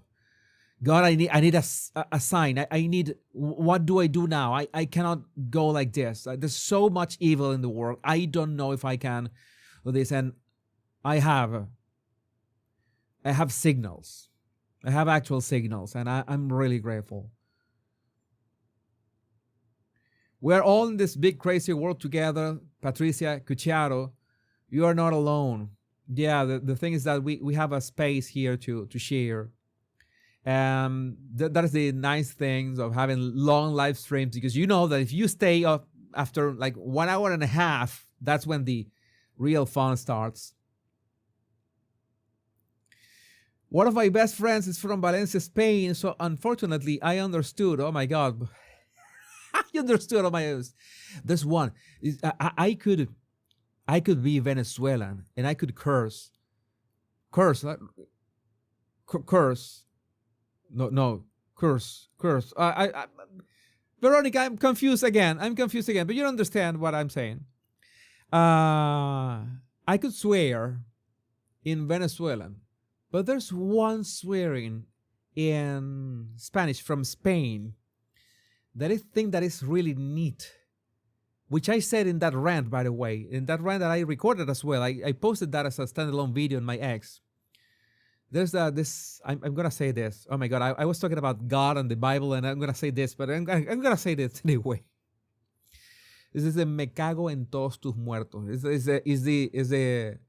the I take a dump in all your dead, in all your ancestors. That is chef's kiss. We have the best things that sound the best in Venezuela, but in Spain, I take a dump in all your dead, in your ancestors. No, nothing tops that. Nothing tops that. That is amazing. That is amazing.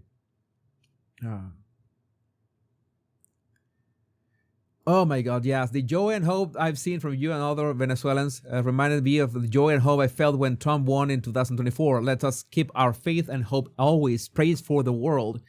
It was just amazing. I remember that. I remember 9 hours of... I still regret.